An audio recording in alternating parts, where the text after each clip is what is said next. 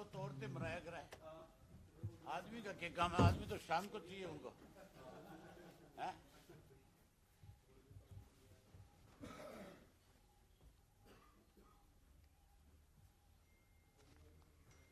करने शुरू।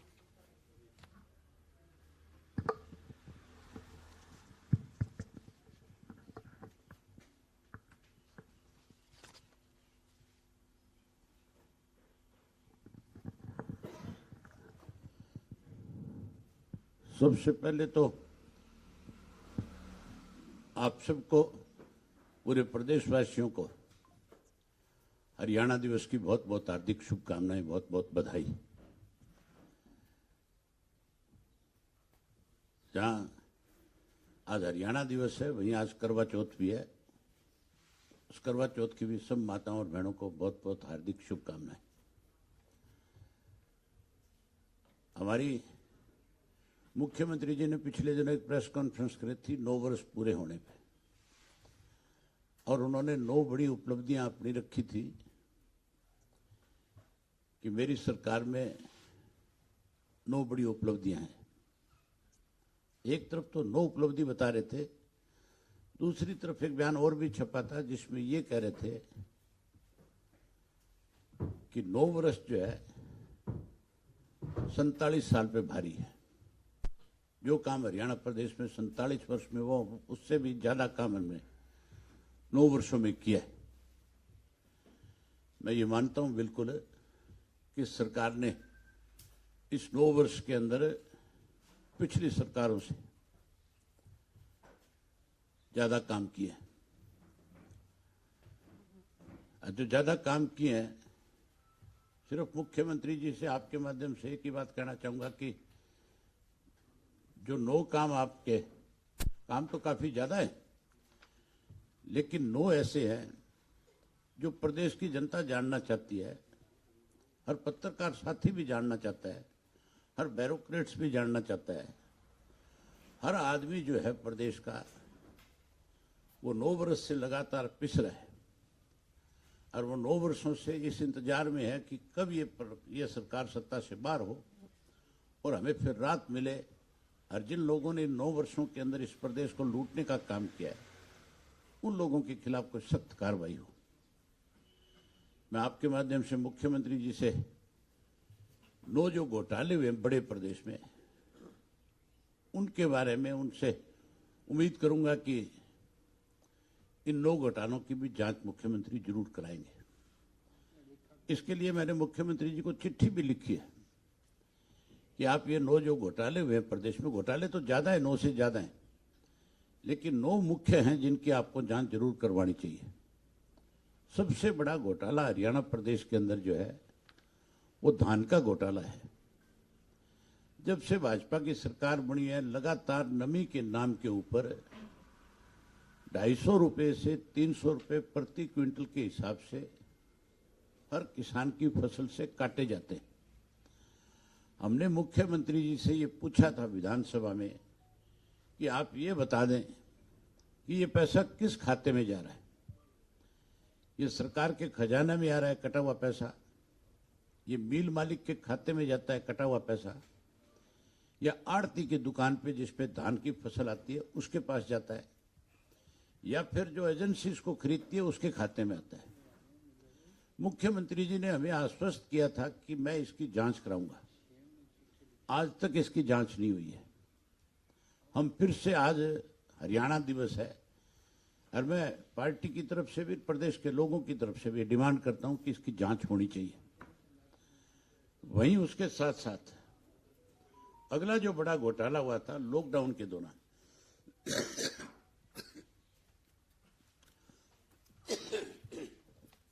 शराब का घोटाला हुआ था।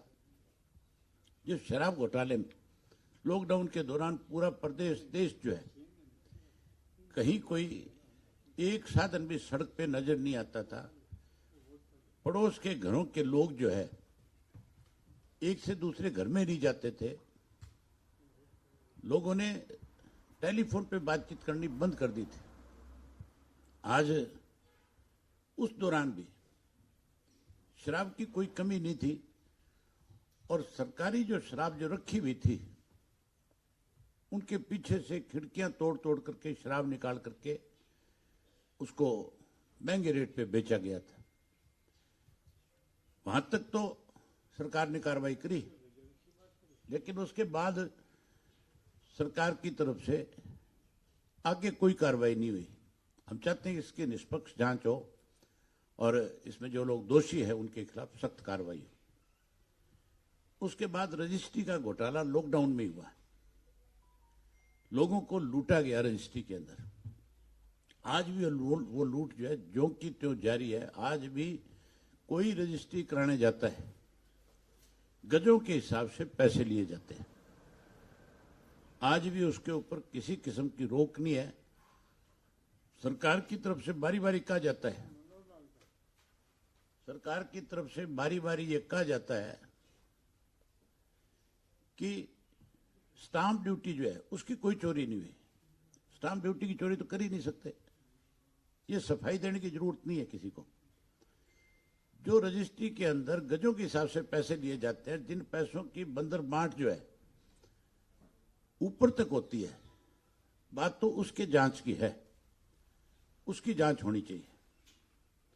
इसी तरह से पेपर लीक घोटाला जो है वो भी अपने आप में एक बहुत बड़ा घोटाला है।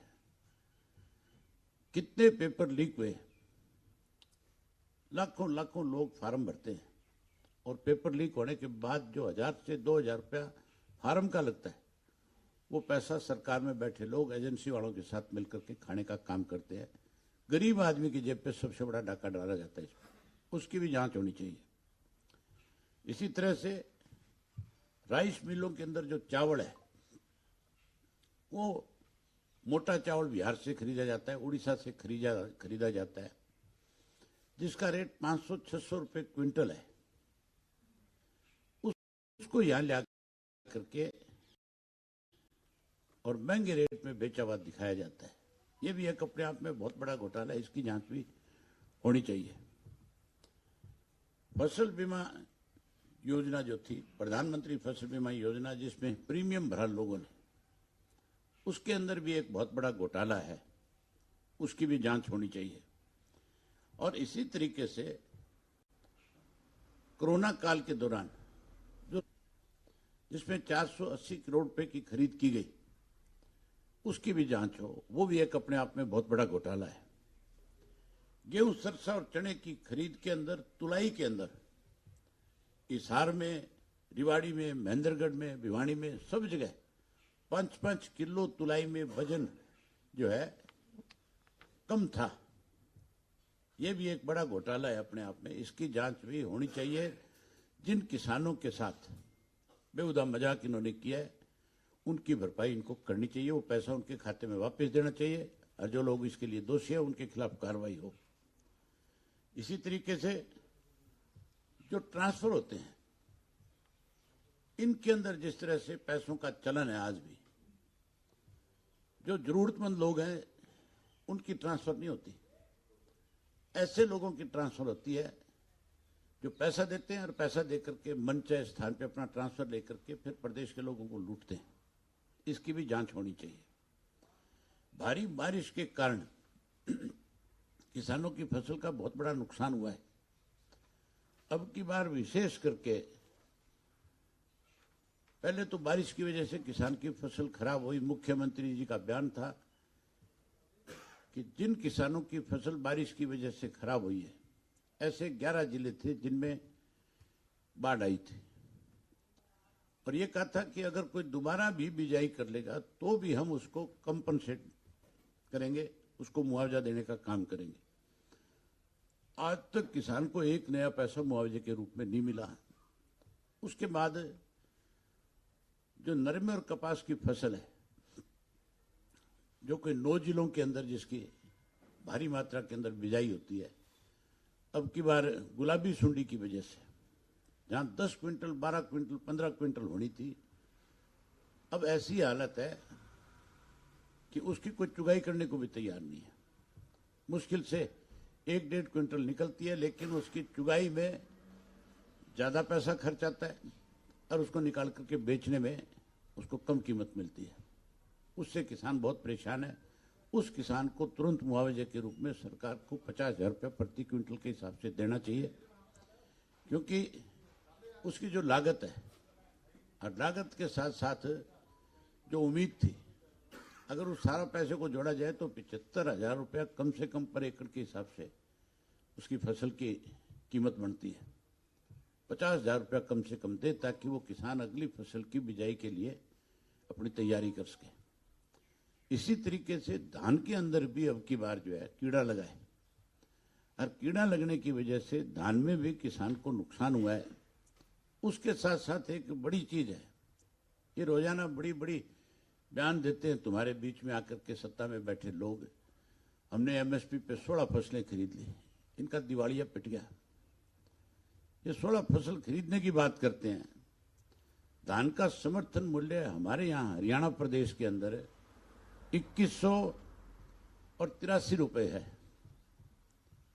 हमारे यहाँ तो 2183 रुपए में धान खरीदा जाता है सरकार की तरफ से। वहीं छत्तीसगढ़ के अंदर सरकारी जो मूल्य है वो है 2640 रुपए। अगर ये किसान के इतनी हैसियत, फिर 2640 रुपए क्यों नहीं खरीदते? सीधा सीधा 500 रुपए का नुकसान है किसान का पर क्विंटल के हिसाब से। ये रोज कह तो देते हैं, अभी हमने तो एमएसपी पे खरीदा है। एमएसपी में भी हरियाणा के किसान के साथ भेदभाव किया गया है। छत्तीसगढ़ के किसान को ज्यादा मूल्य दिया गया और हमें कम दिया गया। इसके अंदर मैं आपको चिट्ठी दिखाऊंगा, प्रधानमंत्री की तरफ से लिखी हुई चिट्ठी है, कहा हुआ है, प्रधानमंत्री का बयान है। इसी तरीके से 2 तारीख को रैली करने जा रहे हैं अमित शाह जी की।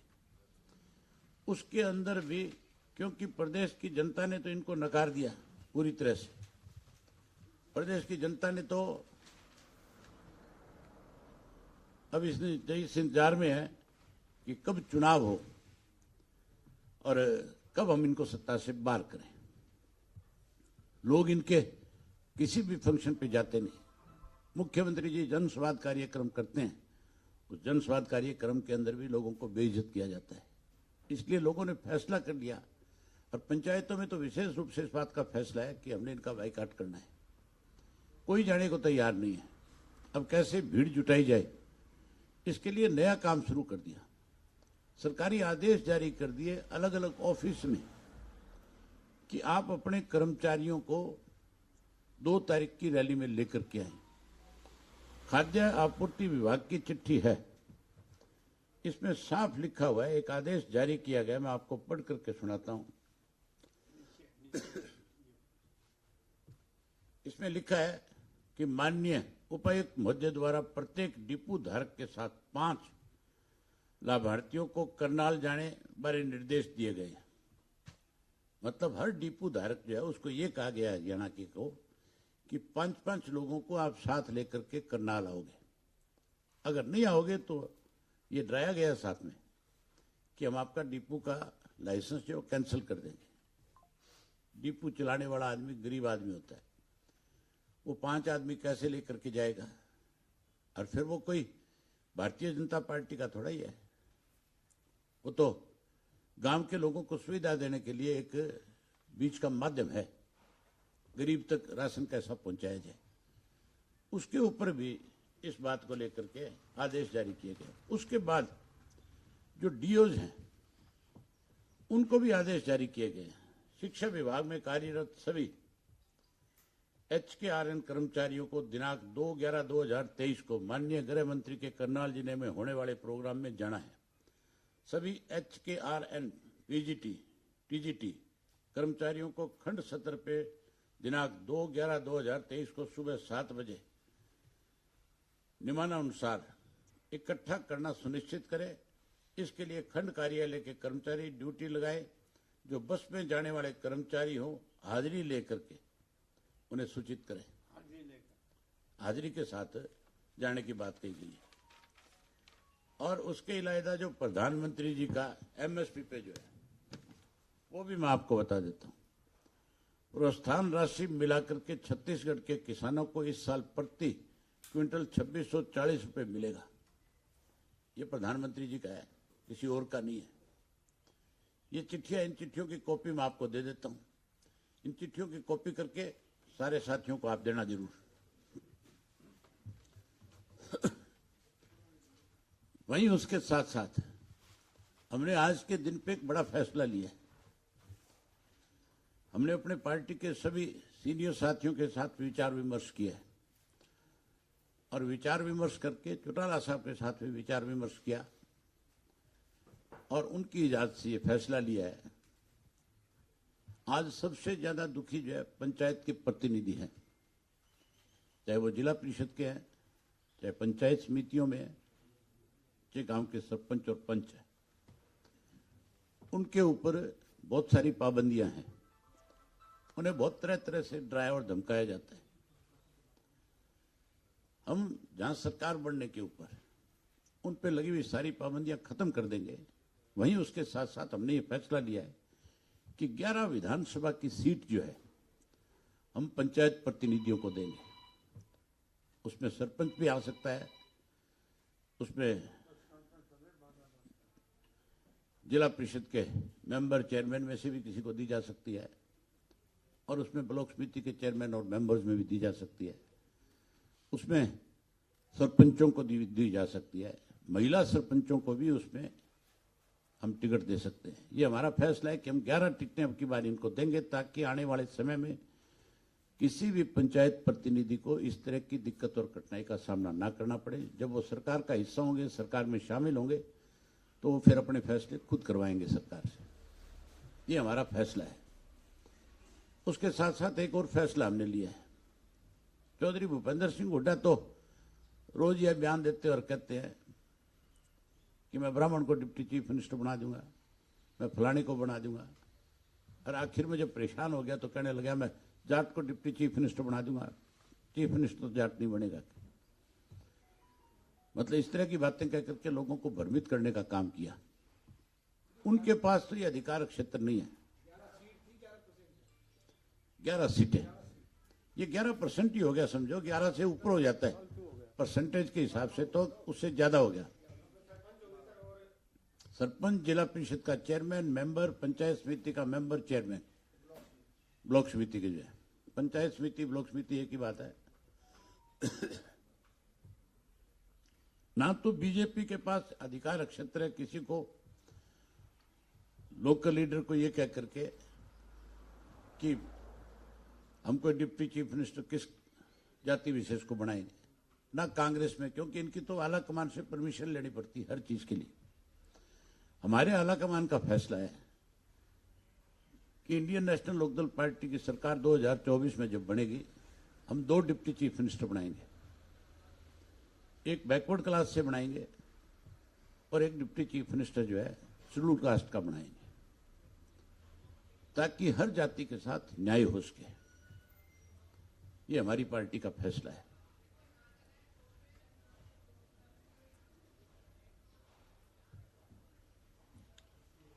मैं एक बार फिर आपके माध्यम से पूरे प्रदेश के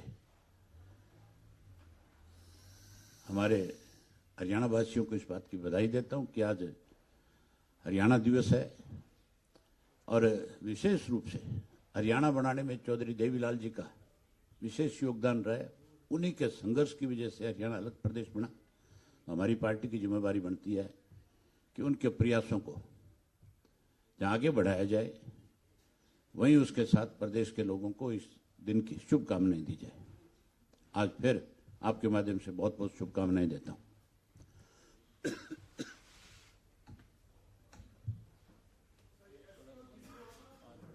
दे दिया अनुसूचित जाति 2 वर्ग से।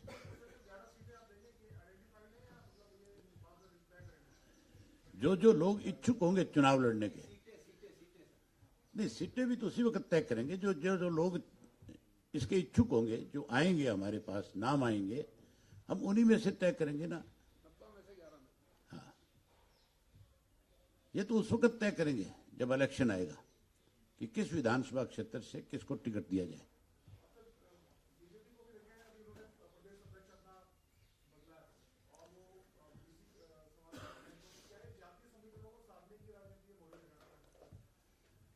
ऐसा है इंडियन नेशनल लोकदल पार्टी ने हमेशा 36 जात के लोगों को साथ लेकर के चलने का काम किया।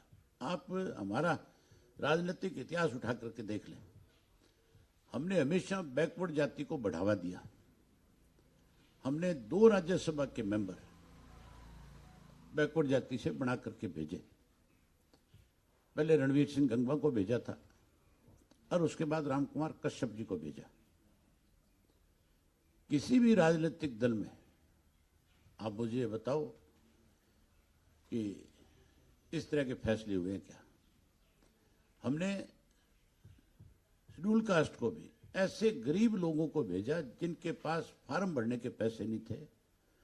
अंबाड़ा से एक फकीर चंद होते थे, पार्टी के काम साधारण कार्य करता था, हमने उनको राज्यसभा का मेंबर बना करके भेजा। इसी तरीके से एक रिटायर्ड आईपीएस अफसर थे, राव मान सिंह थे, उनको हमने राज्यसभा में भेजा। हमने हमेशा, चाहे कोई पब्लिक सर्विस कमीशन की बात थी, उसके अंदर भी हर जाति विशेष के लोगों को प्रतिनिधित्व देने का काम किया। इसलिए दिया कि कोई किसी के साथ भेदभाव ना कर जाए। और यहां तो कहा यह जाता है कि भाई भतीजावाद खत्म करेंगे, लेकिन है सारे भाई भतीजावाद दिए। सब अपनी अपनी डफली बजाने में लगे हैं, सब अपना अपना दाव लगाने पे लगे हुए हैं।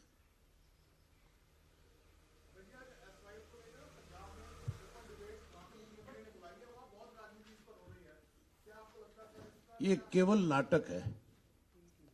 जो पंजाब के अंदर आज डिबेट की बात की जा रही है, वो सिर्फ और सिर्फ लोगों को गुमराह करने का एक तरीका है।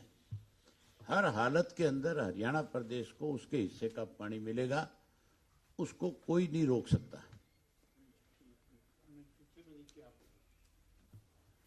हमने मुख्यमंत्री जी को इस बारे में चिट्ठी लिखी है और हम जब जनवरी में फैसला आएगा उसको देखेंगे और उसके बाद फिर हम अपने लीगल सेल के जो लोग हैं उनसे विचार विमर्श करेंगे। अगर इसके लिए हमें सुप्रीम कोर्ट के फैसले को, जो पंजाब की सरकार नहीं मान रही, उसके लिए अगर कंटेम्प्ट ऑफ कोर्ट में भी जाना पड़ा तो हम उसमें भी पहल करेंगे। हमने मुख्यमंत्री को कहा है कि आप सारे पहलुओं पे विचार विमर्श करें। हमने ये भी कहा है कि रोज रोज का जो इनका नाटक है, इस नाटक के ऊपर आपको पाबंदी लगे, इसके लिए विशेष रूप से विधानसभा का सत्र बुलाना चाहिए और जहां विधानसभा का सत्र बुला करके सारे विपक्ष की पार्टी के लोगों को एसवाईएल के ऊपर कोई राजनीति करने की बजाय राजनीति से ऊपर उठ करके हमें इस प्रदेश को उसके हिस्से का पानी मिले, उसको उसका हक मिले, इसके लिए एकजुटता दिखानी चाहिए। इसके लिए भी आपको सर्वदलीय बैठक बुलानी चाहिए। अब मुख्यमंत्री ने फैसला लेना है, जो सर्वदलीय बैठक बुलाते हैं कि नहीं बुलाते हैं, हाउस बुलाते हैं कि नहीं बुलाते हैं, ये फैसला उन पे है। अगर वो हरियाणा के हितैषी हैं तो उनको इस चीज में पहल करनी चाहिए, जरूर इस काम को आगे बढ़ाना चाहिए। ये लोग तो चाहे भारतीय जनता पार्टी की केंद्र की सरकार और प्रदेश की सरकार है और चाहे पंजाब की सरकार है, ये लोग तो इसको किसी तरह से फिर ठंडे बस्ते में डालना चाहते हैं। लेकिन हमारा ये फैसला है कि अगर किसी तरह से अनदेखी की गई तो फिर हम इसके लिए दोबारा नए सिरे से कोई लड़ाई लड़नी पड़े, कोई आंदोलन चलाना पड़े, तो फिर हम उससे पीछे नहीं हटेंगे, फिर हम उस काम को आगे बढ़ाएंगे। हम देख रहे हैं एक बारी जनवरी में क्या फैसला आता है।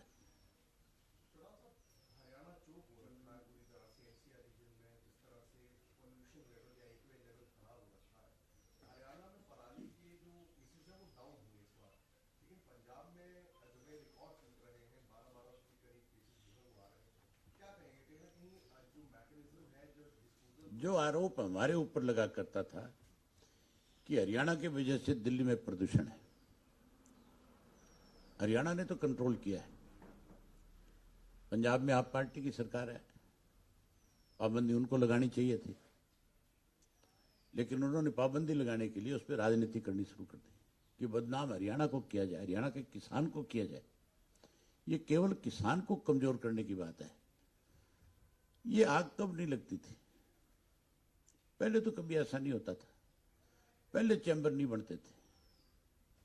अब ये चैम्बर कैसे बनने लगे? लॉकडाउन लगे, चैम्बर खत्म हो जाते हैं।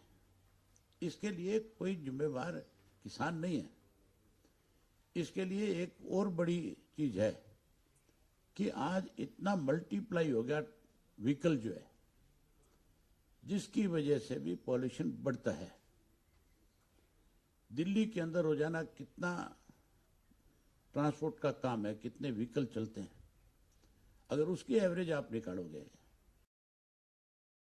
तो फिर आपको एहसास होगा। आज दिल्ली क्यों, चंडीगढ़ में ले लो, आप 5 बजे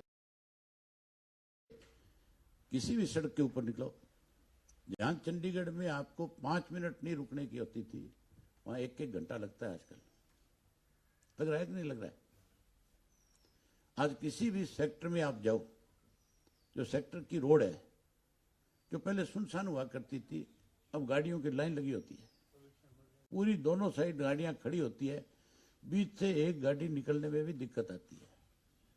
इन सब चीजों को कंट्रोल करने की बजाय केवल किसान को बदनाम करने के लिए इस तरह के बयान किसी को भी नहीं देने चाहिए।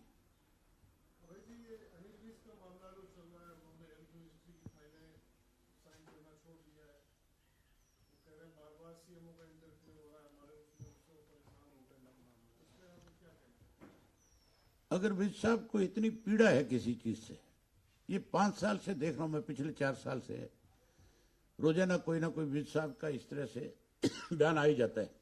पर है बड़े बेचारे, केवल बयान दे सकते हैं, इससे ज्यादा कुछ नहीं है। अगर मुख्यमंत्री के ऑफिस का दखल है और अनिल विज पीड़ित है तो इस्तीफा देना चाहिए। जब उनकी कोई सुनने वाला नहीं है, अगर कोई सुनने वाला नहीं है तो फिर उनको उस महकमे में रहना भी नहीं चाहिए, छोड़ देना चाहिए, इस्तीफा देना चाहिए। इस तरह से बेइज्जत नहीं होना चाहिए। मैं विज साहब से बात करूंगा कि मुझे पीड़ा होती है आप जैसे आदमी के साथ जब इस तरह की बात होती है।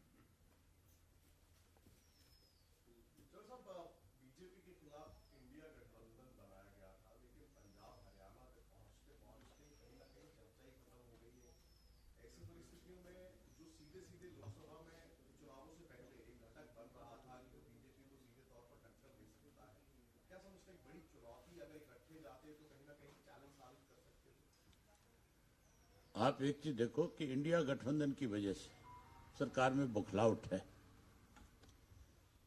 और अब जो है केजरीवाल को नोटिस हुआ है। आज आप पार्टी को पीड़ा इस बात की कि केजरीवाल को नोटिस हो गया। अभी तो केजरीवाल को हुआ है, अगर समय रहते ये सारे नेता इकट्ठे नहीं हुए तो एक भी नहीं बचेगा, सब जेल जाएंगे। और अब भी अगर सद्बुद्धि नहीं आई तो फिर आप मान के चलो, इस लोकसभा के चुनाव के नतीजे के बाद तो जैसे रशिया और चाइना में फैसले होते हैं, हमारे देश में भी उसी तरह के फैसले आएंगे।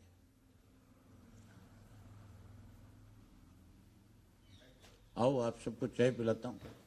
बहुत धन्यवाद, आज के दिन आपने समय निकाला। Thank you.